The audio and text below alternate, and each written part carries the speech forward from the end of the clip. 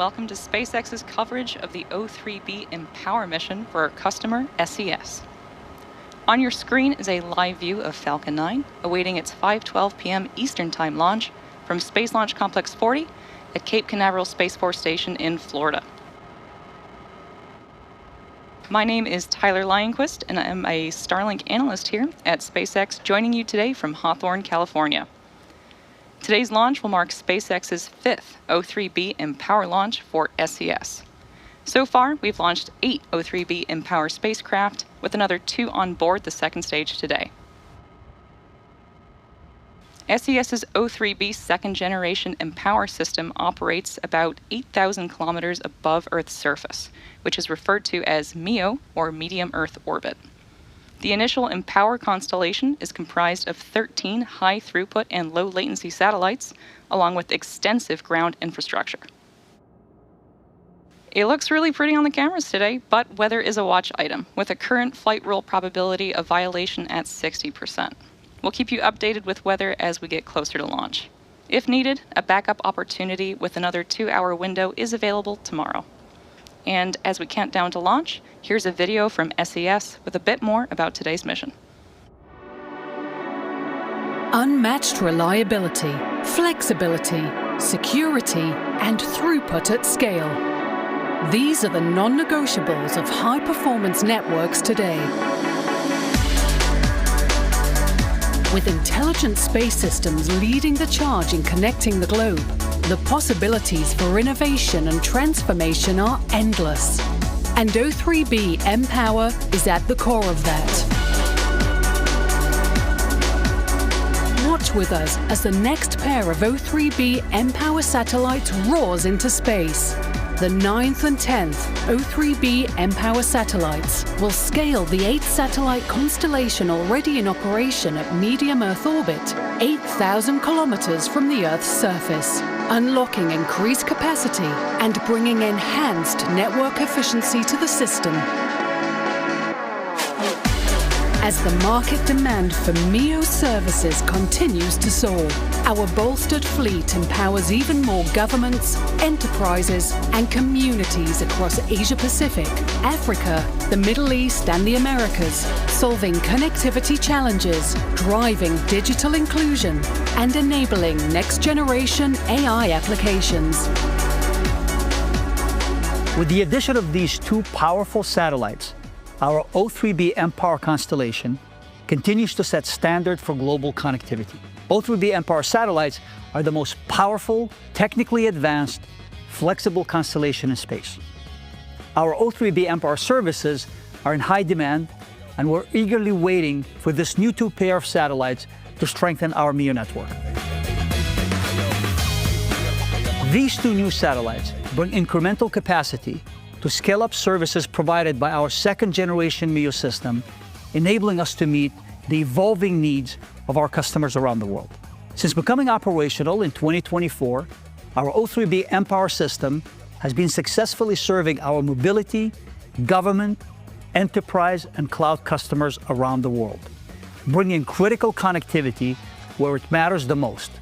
Our key customers include many cruise lines, fast-growing airline customers, NATO, government in Luxembourg, government of the United States, and many other allied governments. I'm very proud of our SES team and partner teams that continue pushing boundaries of what's possible in space. Thank you to Boeing for building these powerful satellites, and thank you to SpaceX for our continued partnership.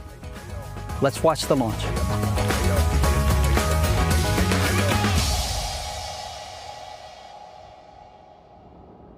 Quick correction on the weather, we are 60% favorable for launch.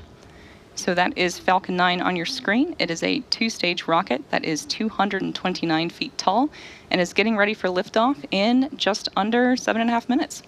At launch, it produces more than 1.7 million pounds of thrust. The bottom section is the first stage, or booster, powered by 9 Merlin engines.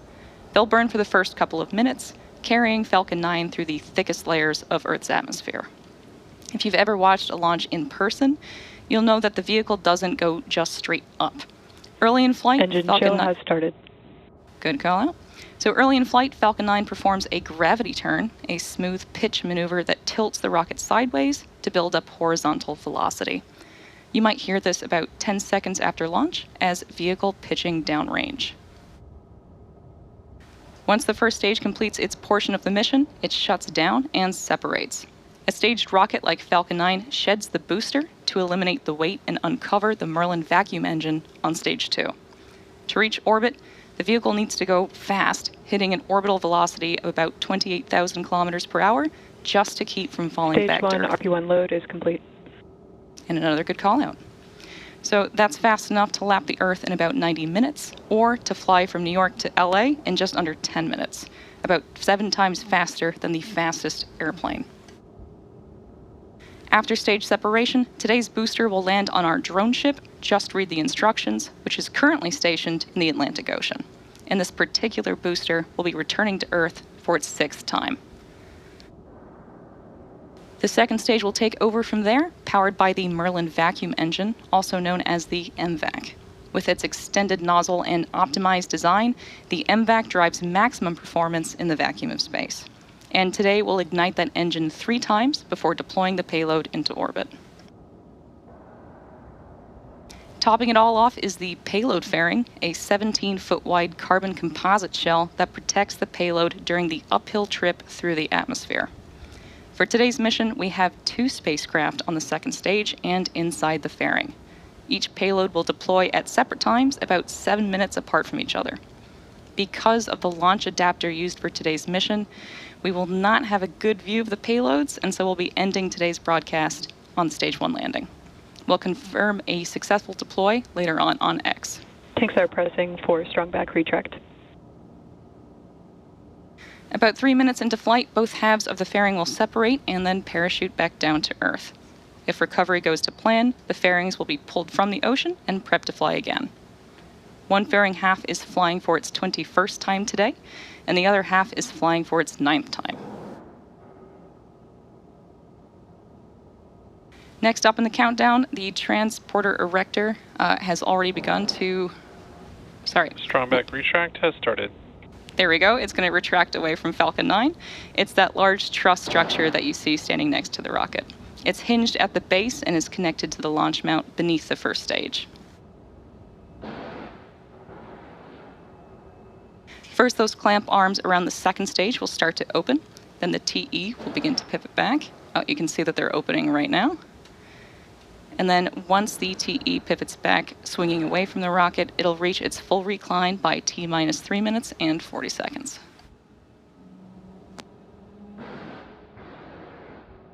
Those clamp arms at the top help stabilize the second stage during fueling and also prevent movement in high winds. Now that they're fully open, the rocket is fully free at the top.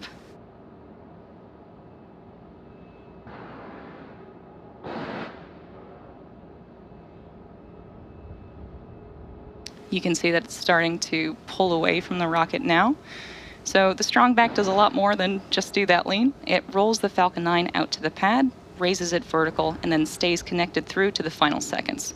It provides fuel, power, telemetry, and command connections between ground systems and the rocket.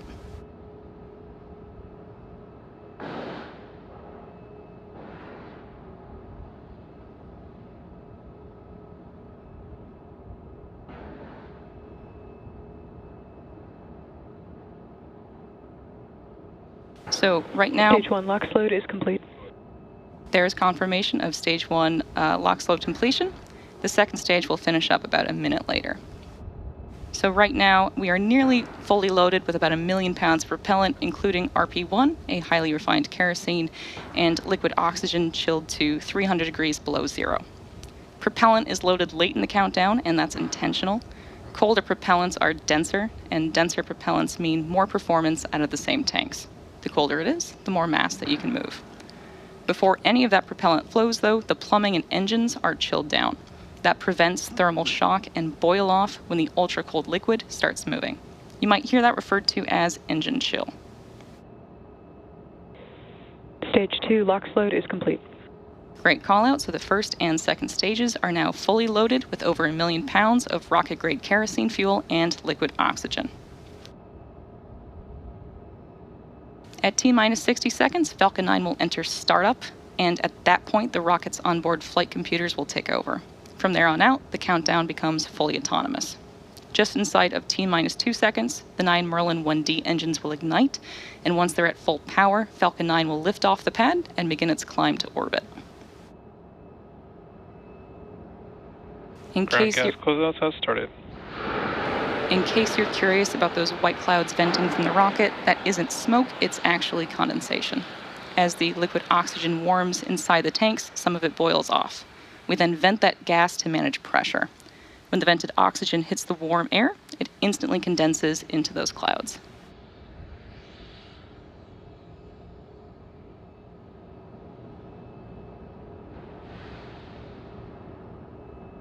Falcon 9 is in startup.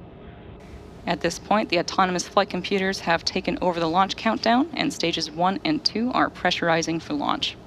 Finally, we are waiting for the final go directive from the launch director. The launch director is go for launch. Just heard that the launch director has given us the final go.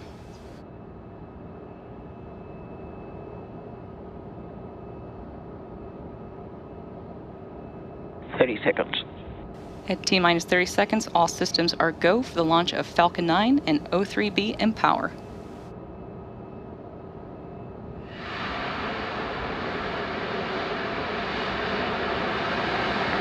Seconds.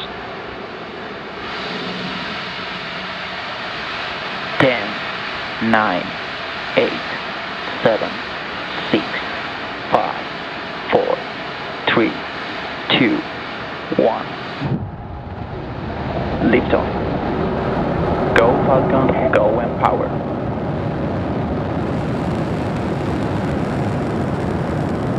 Vehicle is pitching downrange.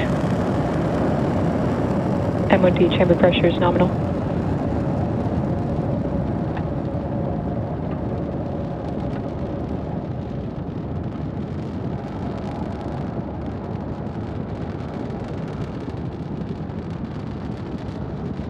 At T-plus 30 seconds and counting, Falcon 9 has successfully lifted off from Pad 40 at Cape Canaveral Space Force Station, carrying the O3b mPOWER payload.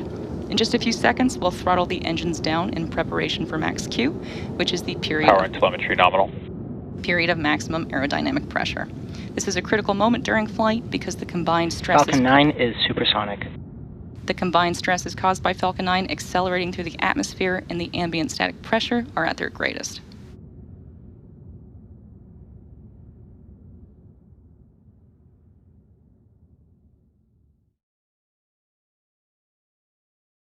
Max Q. And there's the call out for max Q.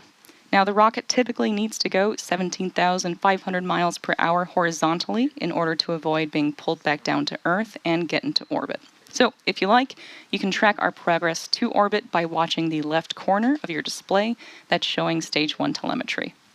Now, we have several events coming up in quick succession, and we should hear all of these called out by Mission Control, starting with main engine cutoff, or MECO, then stage separation, SES-1, and fairing separation. MECO is where we shut down all 9 M1D engines on the first stage. Stage separation is when the first and second stages of Falcon separate from one another. And then second engine start 1, or SES-1, is when we'll light the MVAC engine on the second stage for the first time. Less than a minute later, the fairing will then jettison from the second stage, as it's no longer needed to protect the payload once we're in space. So let's keep an eye out for these events happening back to back in about 20 seconds from now.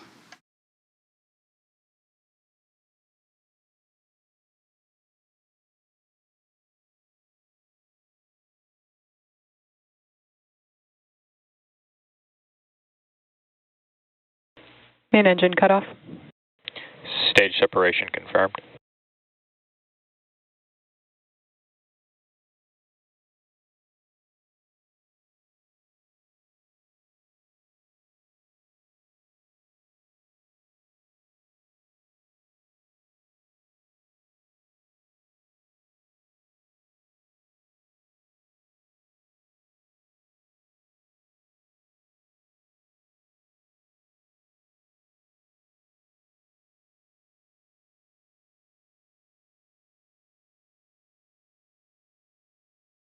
We should be hearing that call out for fairing separation in just a few moments from now. As mentioned earlier, we will be attempting to retrieve these fairing halves once they fall back down to Earth. They'll be taken to shore by our ocean recovery vessel, Bob.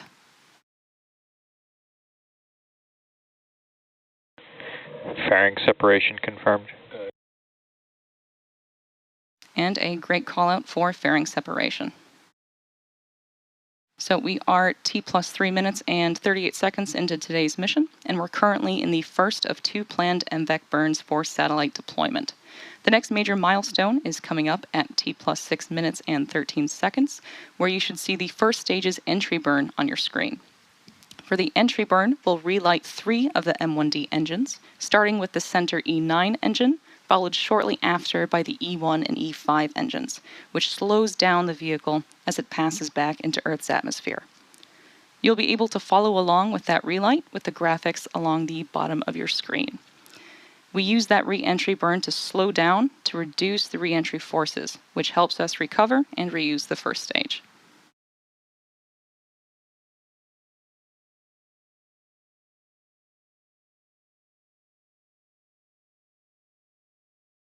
SES has collaboratively designed the O3b mPOWER satellites with their long-standing satellite manufacturing partner, Boeing. O3b mPOWER is built on the proven track record of SES's O3b constellation of 20 MEO satellites. The first-generation MEO system, O3b, has been delivering high-performance communication services since 2014 to customers operating in nearly 50 countries today. SES has been deploying the second-generation O3b mPOWER services worldwide since April 2024, with the system's core infrastructure deployed, tested, and in use on a global basis. Reusability is the key to lowering the cost of spaceflight, and the Falcon 9's first stage that is supporting today's mission will perform this entry burn for its 6th time. It previously supported SES's mPOWER mission back in December last year, NASA's Crew 10 mission, SpaceX's Bandwagon 3 rideshare, and 2 Starlink missions.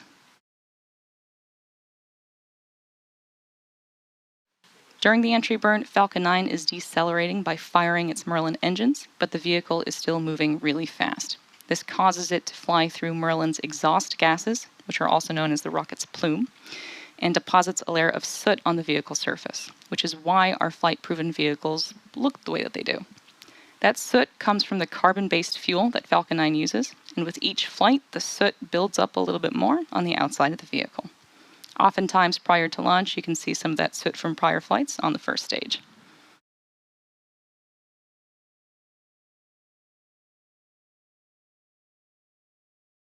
Stage 1 entry burn startup. Stage 1 FTS is saved. And there was the call out for the entry burn startup on the Falcon 9 first stage. This burn is set to last about 25 seconds and again is slowing down the vehicle in preparation for its final burn and landing.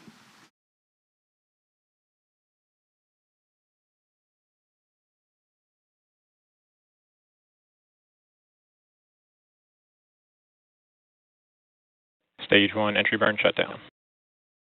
And there was a great call out for the entry burn shutdown, the completion of the Falcon 9 first stage's entry burn. Coming up next will be SECO 1, or second engine cutoff, in less than a minute, followed by the first stage landing burn. The Merlins on the first stage are optimized for sea level, and these achieve 190,000 pounds of thrust during ascent and descent. The MVEC engine on the second stage, however, has a much wider nozzle. Stage 2 is in terminal guidance.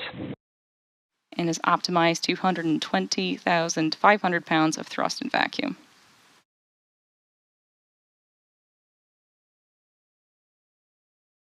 Coming up next, we'll start our MVEC engine shutdown on the second stage, followed quickly by the landing burn on the first stage.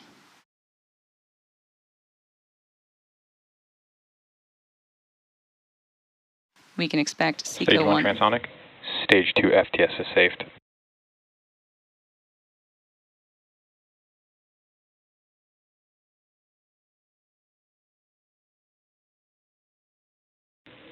MVAC shutdown. We're now coming up on the landing burn for the first stage. Nominal orbit insertion. Stage 1 landing burn. There was the call out for the landing burn start on the Falcon 9 first stage, and this is the final burn that this booster will see before touching down on our drone ship. Just read the instructions.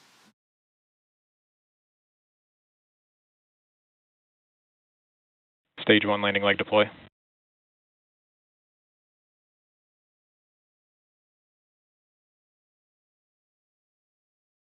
Stage 1 landing confirmed. And there you saw and heard the call out for a successful landing of our Falcon 9 rocket. This landing marks the 6th landing for this booster.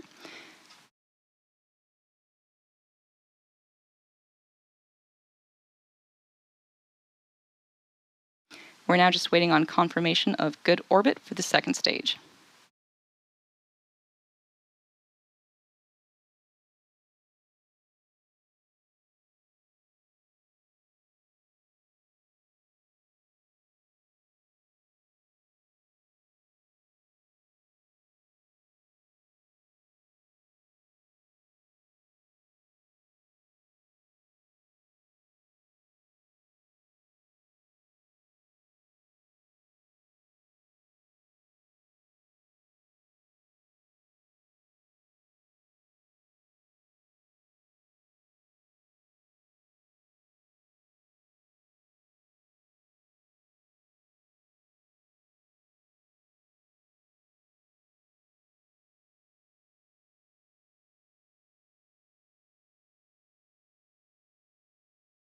Now the mission isn't over just yet. The second stage has 2 additional burns prior to payload deploy.